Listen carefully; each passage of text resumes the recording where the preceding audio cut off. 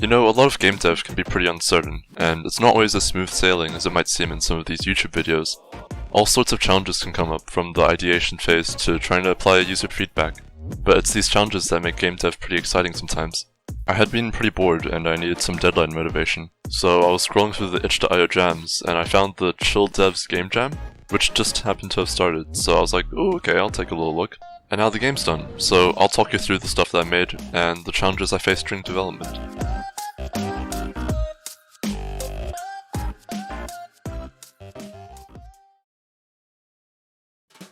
Sometimes you can get an idea that you're really enthusiastic about early on.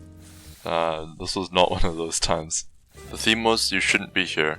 I had a lot of trouble planning my game, and I burned through a bunch of ideas, but I eventually landed on this idea where an alien has to blend in with humans.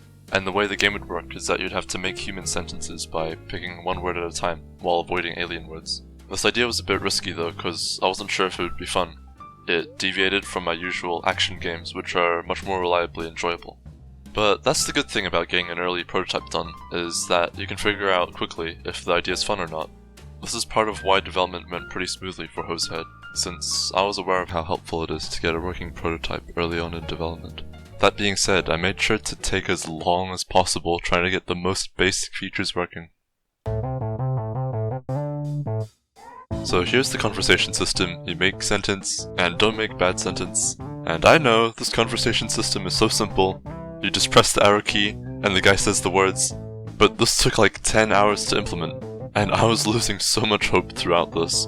You can just tell from my git commit messages that things were a little bumpy, because I wanted to make a system where I could write out a bunch of sentences, and then the game turns— oh, sorry about that, I'll just quickly skip through all the boring stuff for you.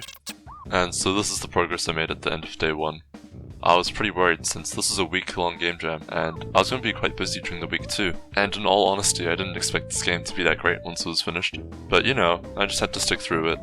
During the first day of the game jam, I was also looking for an artist that could do the cover art and the cutscenes. And so everyone knows that if you're looking for an artist, you gotta go to your local artist adoption center. And hey, would you look at that, it's SourSauces. They helped me with art for Pumkin's Pantry, so I forced them to work on the art for this game too. Without the cutscenes, no one would have any idea what was going on in this game, so that was quite helpful. And SourSauces also ended up helping with some of the pixel art too, which was really nice. Especially because I wasn't planning on paying them one bit. Having an artist was also a good motivator since they're expecting their art to be used in a finished game. But anyway, that's it for the first few days. We got a big day ahead of ourselves and I gotta sleep, so I'll see you guys soon. It's around the 3rd day of the game jam now, and my game kinda works. I have a bunch of different dialogue options here, so you can say something random each time. Like, it's such a beautiful day today, or this place is great. Oh, and what's the alien saying here? Don't forget to subscribe? Oh, would you look at that? Not a bad idea. You also become more suspicious and show a bit of your alienness when you make a mistake. And if you make a bunch of mistakes, then I could finally test my game on the 3rd day of the game jam, and the gameplay was okay, but it definitely needed more variety.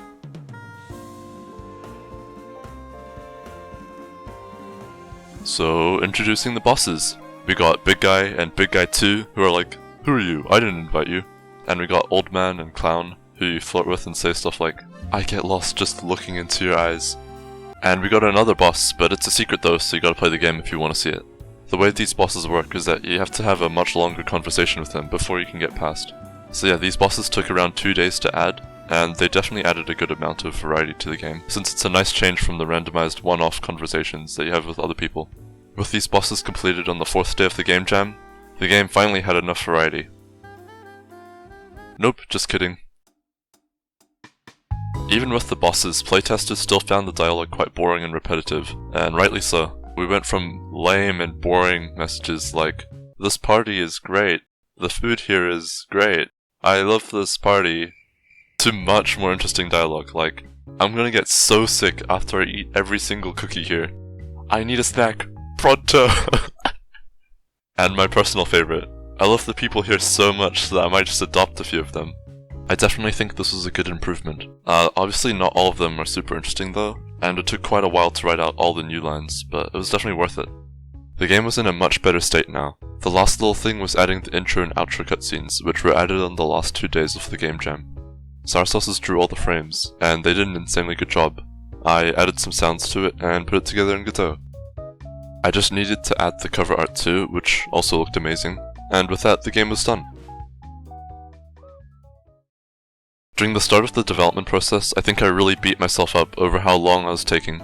I think it's good to know that these projects can turn out completely fine, despite how much I might worry about the end product. At the end of the day, it was really just about finishing the game, and the time pressure of the game jam really helped me to achieve that. I even ended up with a game that I was happily surprised by. The game jam definitely gave me the opportunity to make something unique too. When you only need to commit a week to making a game, it lets you be a lot more experimental and a lot more willing to try new ideas. Although it's a bit harder to go outside your comfort zone with an unfamiliar game concept, it can end up being a lot more rewarding once it's finished. Alright, that's about it. Thanks for watching. Leave a like if you enjoyed the video, and I'm completely new to making content, so please leave a comment if you have any feedback. A link to the game's in the description if you want to try out the game too. That's all for now. I'll see you guys in the next video.